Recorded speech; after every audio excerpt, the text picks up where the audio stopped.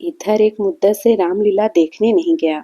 बंदरों के भद्दे चेहरे लगाए, आधी टांगों का पहजामा और काले रंग का ऊंचा कुर्ता पहने आदमियों को दौड़ते हूं हूं करते देखकर अब हंसी आती है, मजा नहीं आता। काशी की लीला जग विख्यात है, सुना है, लोग दूर दूर से देखने आते हैं। मैं भी बड़े शौक से गया, पर मुझे तो वहां की लीला और किसी वज्र देहात की लीला में कोई अंतर न दिखाई दिया। हाँ, रामनगर की लीला में कुछ साज सामान अच्छे हैं। राक्षसों और बंदरों के चेहरे पीतल के हैं, गदाएं भी पीतल की हैं। कदाचित निवासी भ्राताओं के मुकुट सच्चे काम के हों, लेकिन साज सामान के सिवा वहां भी वही हूं हूं के सिवा और कुछ नहीं। फिर भी लाखों आदमियों की भीड़ लगी रहती। लेकिन एक जमाना वह था जब मुझे भी रामलीला में आनंद आता था। आनंद तो बहुत हल्का सा शब्द है, वह आनंद उन्माद से कम न था। संयोगवश उन दिनों मेरे घर से थोड़ी दूर पर रामलीला का मैदान था, और जिस घर में लीला पात्रों का रूप रंग भरा जाता था, वह तो मेरे घर से बिल्कुल मिला हुआ था। 2 बजे के दिन से पात्रों की सजावट होने लगती थी। मैं दोपहर से ही वहां जा बैठता, और जिस उत्साह से दौड़ दौड़ कर छोटे मोटे काम करता, उस उत्साह से तो आज अपनी पेंशन भी लेने नहीं जाता। एक कोठरी में राजकुमारी का श्रृंगार होता था। उनकी देह में राम रच पीस कर पोती जाती, मुंह पर पाउडर लगाया जाता, और पाउडर के ऊपर लाल हरे नीले रंग की बूंदकैया लगाई जाती थी। सारा माथा, भौहें, गाल, ठोड़ी बुदकैयों से रच जाती थी। एक ही आदमी इस काम में कुशल था। वह बारी बारी से तीनों पात्रों का श्रृंगार करता था। रंग की प्यालियों में पानी लाना, राम रच पीसना, पंखा झलना मेरा काम था। जब इन तैयारियों के बाद विमान निकलता, तो उस पर रामचंद्र जी के पीछे बैठकर मुझे जो उल्लास, जो गर्व, जो रोमांच होता था, वह अब लाट साहब के दरबार में कुर्सी पर बैठकर भी नहीं होता। एक बार जब होम मेंबर साहब ने व्यवस्थापक सभा में मेरे लिए एक प्रस्ताव का अनुमोदन किया था, उस वक्त मुझे उसी तरह का उल्लास, गर्व और रोमांच हुआ था।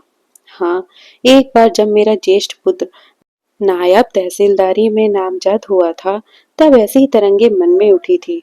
पर इनमें और उस बाल विहलता में बड़ा अंतर है। तब ऐसा मालूम होता था कि मैं स्वर्ग में बैठा हूँ। निषाद नौका लीला का दिन था।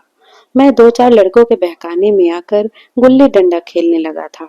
आज श्रृंगार देखने ना गया, विमान भी निकला, पर मैंने खेलना न छोड़ा। मुझे अपना दाव लेना था। अपना दाव छोड़ने के लिए उसे कहीं बढ़कर आत्मत्याग की जरूरत थी, जितना मैं कर सकता था। अगर दांव देना होता तो मैं कब का भाग खड़ा होता, लेकिन पदाने में कुछ और ही बात थी। खैर, दांव पूरा हुआ। अगर मैं चाहता तो धांधली करके 10-5 मिनट और पदा सकता था, इसकी काफी गुंजाइश थी। लेकिन अब इसका मौका न था। मैं सीधा नाले की तरफ दौड़ा। विमान जलतट पर पहुंच चुका था। मैंने दूर से देखा, मल्लाह किश्ती लिए आ रहा है। दौड़ा, लेकिन आदमियों की भीड़ में दौड़ना कठिन था। आखिर जब मैं भीड़ हटाता, प्राणपण से आगे बढ़ता घाट पर पहुंचा, तो निषाद अपनी नौका खोल चुका था। रामचंद्र पर मेरी कितनी श्रद्धा थी। अपने पाठ की चिंता न करके उन्हें पढ़ा दिया करता था, जिससे वह फेल न हो जाए। मुझसे उम्र में ज्यादा होने पर भी वह नीची कक्षा में पढ़ते थे, लेकिन वही रामचंद्र नौका पर बैठे इस तरह मुंह फेर चले जाते थे, मानो मुझसे जान पहचान ही नहीं। नकल में भी असल की कुछ न कुछ बू आ ही जाती है। भक्तों पर जिनकी निगाह सदा ही तीखी रही हो, वह मुझे क्यों उबारते। मैं विफल होकर उस बछड़े की भांति कूदने लगा, जिसकी गर्दन पर पहली बार जुआ रखा गया हो। कभी लपक कर नाले की ओर जाता, कभी किसी सहायक की खोज में पीछे की तरफ दौड़ता, पर सबके सब अपनी धुन में मस्त थे। मेरी चीख पुकार किसी के कानों तक न पहुंची। तब से बड़ी बड़ी विपत्तियां झेली, पर उस समय जितना दुख हुआ उतना फिर कभी न हुआ। मैंने निश्चय किया था कि अब रामचंद्र जी से कभी न बोलूंगा, न कभी खाने की कोई चीज ही दूंगा। लेकिन ज्यों ही नाले के पार करके पुल की ओर लौटे, मैं दौड़कर विमान पर चढ़ गया, और ऐसा खुश हुआ मानो कोई बात ही नहीं थी। रामलीला समाप्त हो गई थी, राजगद्दी होने वाली थी, पर ना जाने क्यों देर हो रही थी। शायद चंदा कम वसूल हुआ था। रामचंद्र की इन दिनों कोई बात भी न पूछता था। न घर जाने की कोई छुट्टी मिलती, न भोजन का ही प्रबंध होता। चौधरी साहब के यहाँ से एक सीधा कोई 3 बजे दिन को ही मिलता था। बाकी सारे दिन कोई पानी को नहीं पूछता।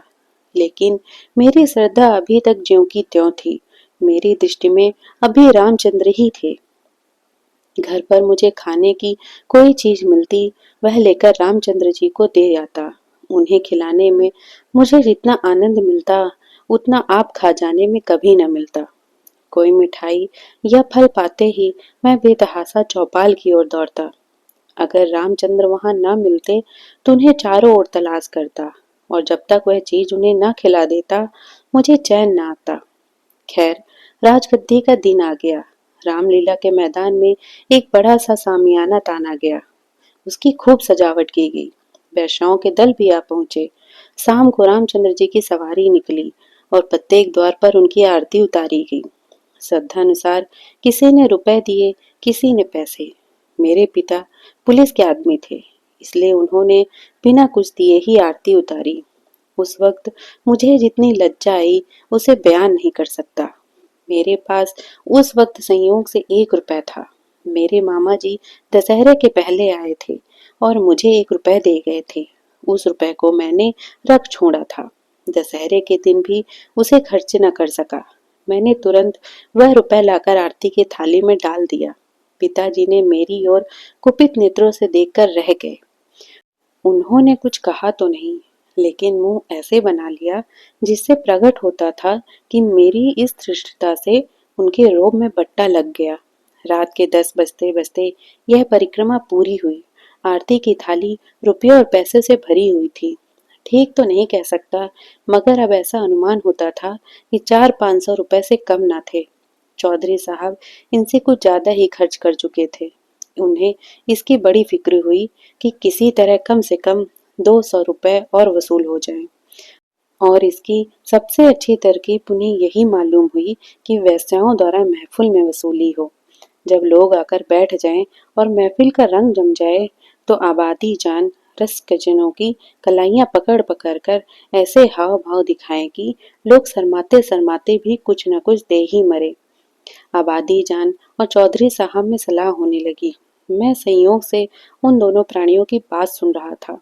चौधरी साहब ने समझा होगा यह लौंडा क्या मतलब समझेगा, पर यहाँ ईश्वर की दया से अक्ल के पुतले थे। सारी दास्तान समझ में आती जाती थी।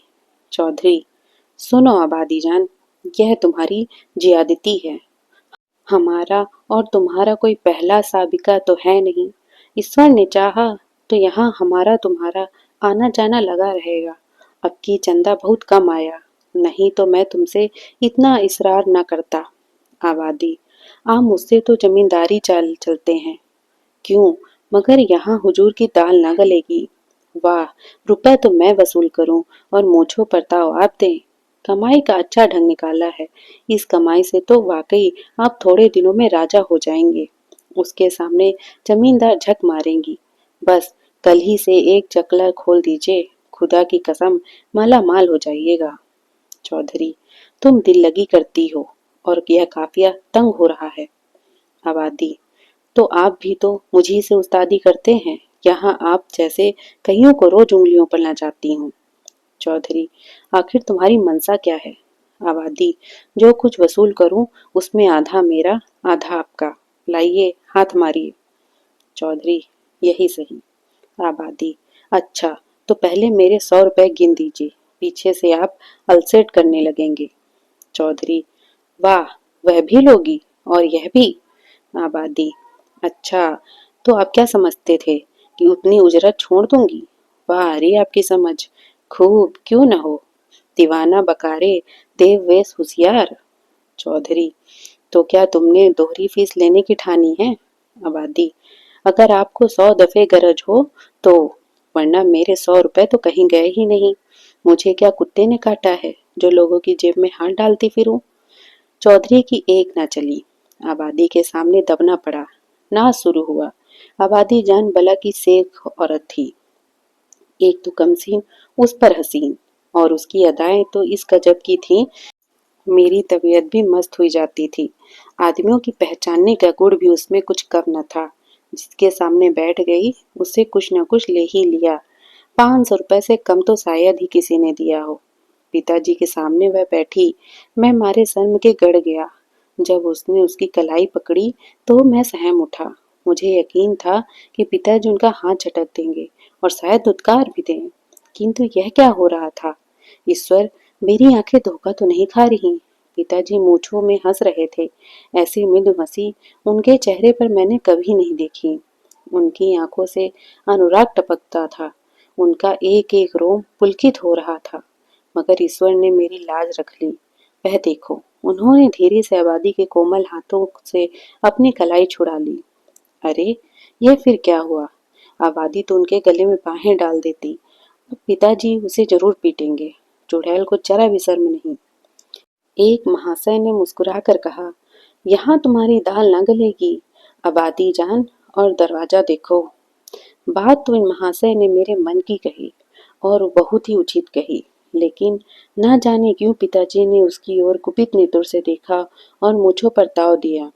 मुंह से तो वह कुछ न बोले, पर उनके मुख की आकृति चिल्लाकर सरो शब्दों में यह कह रही थी, तू बनिया, मुझे समझता क्या है? यहाँ ऐसे अवसर पर जान तक निसार करने को तैयार हैं। रुपए की हकीकत ही क्या? तेरा जी चाहे आजमा ले। तुझसे दूनी रकम न दे डालूं तो मुंह न दिखाऊं। महान आश्चर्य, घोर अनर्थ। अरे, जमीन तो फट क्यों नहीं जाती? आकाश तो फट क्यों नहीं जाता? अरे, मुझे मौत क्यों नहीं आ जाती? पिताजी जेब में हाथ डाल रहे थे। वह कोई चीज निकली और सेठ जी को दिखाकर आबादी जान को दे डाली। आह, यह तो असरफी है। चारों ओर तालियां बजने लगी। सेठ जी उल्लू बन गए या पिताजी ने मुक्की खाई, इसका निश्चय मैं नहीं कर सकता। मैंने केवल इतना देखा कि पिताजी ने कसरफी निकालकर आबादी जान को दी। उनकी आंखों में इस समय इतना गर्वयुक्त उल्लास था, मानो उन्होंने हातिम की कब्र पर लात मारी हो। यही पिताजी हैं जिन्होंने मुझे आरती में 1 रुपए डालते देखकर मेरी ओर इस तरह से देखा था, मानो मुझे फाड़ ही खाएंगे।